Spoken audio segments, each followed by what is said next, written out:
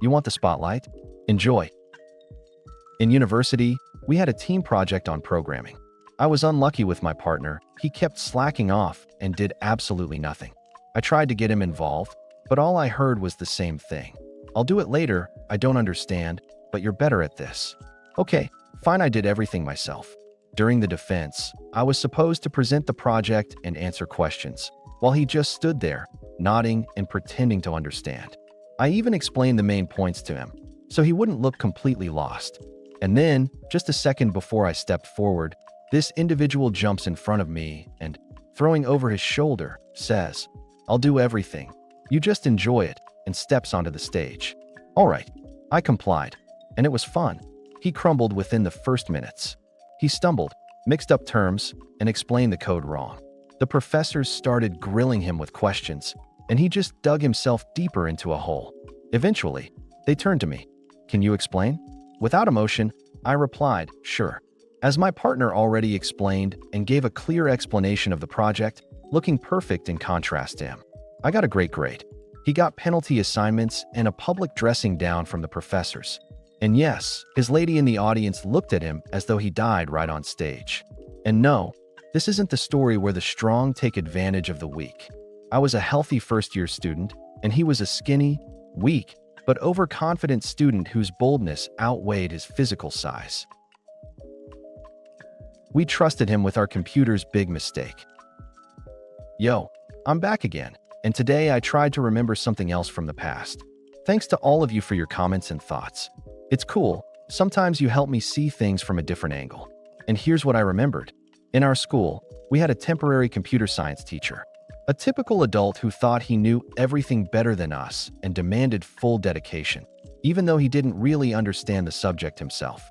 If we pointed out his mistakes, he might nod, but he would never admit them. He wasn't just confident, he was obsessed with always being right. Arguing with people like that is pointless. Back then, we were in middle school, an age where we were still easily manipulated, especially by adults. And this guy was a master manipulator. He knew how to pressure us in a way that we didn't even realize at first. If someone tried to argue, he would mock them, leading everyone to think, if you argue with the teacher, you must be dumb. Most just stayed quiet to avoid that.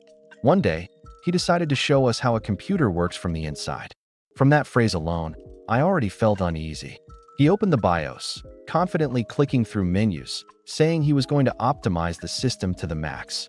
At that time, we didn't know all the details, but we understood one thing: BIOS is not a place to mess around. And if you delete the wrong thing there, the system is done for. But that wasn't even the worst part. Our school still kept paper archives, handwritten in old journals. But a few years ago, a massive project began to digitize everything. The problem was, the school didn't have a proper server, so all the data was stored on the computers in the computer science classroom. Years of work, student records, grades, documents, everything was there. So he's clicking through the menus, mumbling to himself, finds some unnecessary files, and is about to clean up the system. At that moment, my classmate and I realize he's seconds away from deleting everything. We tell him, calmly, carefully, without panic, "Are you sure you're deleting the right thing? It looks like system files." He doesn't even look at us. "I know better than you what I'm doing." At that point, we could have kept arguing, but what's the point? He had already made up his mind. If we pushed back, he'd just make us look stupid. So we stayed silent. Button pressed. Confirmation. Drive formatted. He stared at the screen for a moment. The whole class was dead silent. Then he muttered something like, "Well, that's not a big deal." But he already knew. The data was gone. All OnlyFans IT. And here's the best part. He didn't just erase everything on one computer. He was connected to the school network, where all the backup files were stored, and his command wiped them too. It was a complete digital apocalypse. We sat there, watching his face go pale, realizing we had just witnessed one of the biggest failures in our school's history. He didn't admit his mistake. Of course not. He just quickly closed all the windows and said, "All right, moving on." The next day, he was gone. Boss yells at me for following instructions and tells me to do the opposite next time, which backfires. About 20 years ago, I used to work as an office assistant at a small company where we would receive orders from clients, and then we would assign the work to one of our freelancers who were well compensated and respectable professionals. My boss was such a professional herself, and when possible, we would assign that work to her. I accepted the minimum wage job because she told me I could sometimes get tasks assigned as a freelancer with a nice freelancer compensation, that she would personally train me, and that in less than a year, I would most likely be promoted to a regular freelancer and make very good money. This sounded like a great career path to my young and naive years.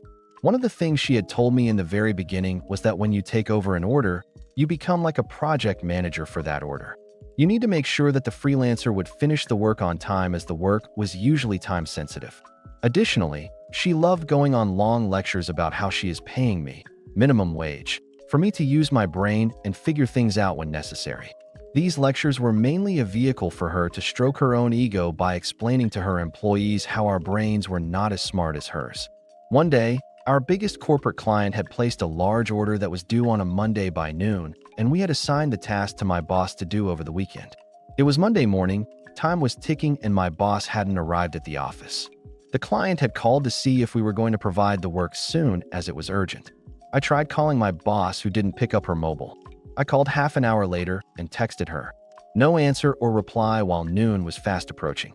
So I called her landline at home. Her husband picked up, told me she wasn't home, and I explained very briefly why I was trying to get a hold of her.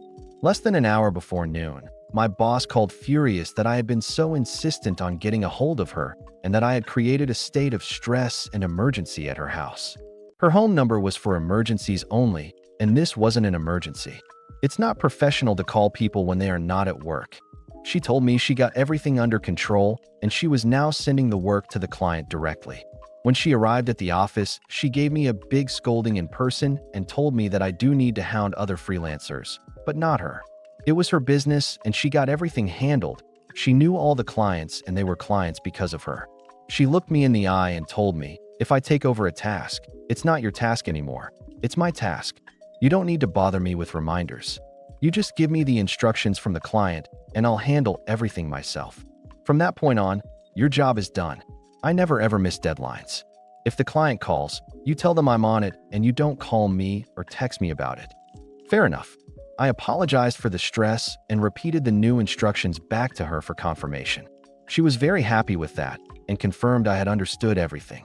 She once more gave me her favorite lecture about how she is paying me minimum wage for me to use my brain, with a lot of condescending examples of how she always uses her brain unlike us normal workers.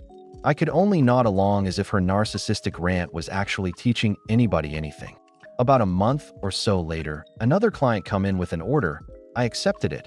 My boss was available to handle it. So I forwarded everything to her, and I considered my work in regard to that order done as instructed. On the day of the deadline, I was on vacation and was hiking in a remote area with spotty cell coverage. The other office assistant called me and told me the client had called the office to check if the work was ready. I told my colleague that our boss was on it and that we didn't need to worry as our boss was going to handle it, and that my clear instructions were to tell the client our boss was personally on it. The task would be done by the deadline, and explicitly not to call our boss to remind her of the deadline. Then, since I was on vacation, I needed to conserve my battery and everything at the office was handled, I switched off my phone. An approaching deadline that my boss had to meet was explicitly not an emergency. Also, I had recently realized that my boss had knowingly misled me about the career opportunities this job was affording me, so I wasn't going to be on call on my rare day off. While I was hiking without a care in the world, my boss had managed to forget about the deadline. By the time she realized she had missed it, the office was closed. My boss had urgently finished the work, but it turned out she didn't know the clients so well as she didn't have their contact details. As the order was in the office and my phone was off, she had to go there herself, fetch it, and use the contact details to deliver the work late. This was particularly embarrassing as my colleague had informed the client our boss was personally doing the work for them. When I came back to work, it was pandemonium. She screamed at me, but I simply pointed out that everything I had done was following her instructions. Why did you do this? You told me to. Why didn't you do that? You told me not to. She was fuming, but she knew I was correct and I had acted exactly as instructed. She also screamed at me for my phone being off, but I said I needed to conserve my battery for emergencies, and this was clearly not an emergency, and I'm not on call while on vacation anyway. Malicious compliance for the win, right? Well, narcissists never accept blame, and she had an idea of how to shift the blame to me after all. But you didn't provide me with the client's contact details with the order assignment. How could I have delivered them the work? It was your fault for not providing me with all the information. I pointed out that she told me she knew all the clients personally, but if she had used her brain like she is constantly telling us to, she could have easily noticed that the order instructions were on the client's letterhead with all their contact details spelled out. On every single page, bottom and top. Now that was a huge slap to her fragile ego, and remembering her face in that moment still makes me smile. Needless to say, I was fired. Of course, I didn't mind. Don't you just love happy endings?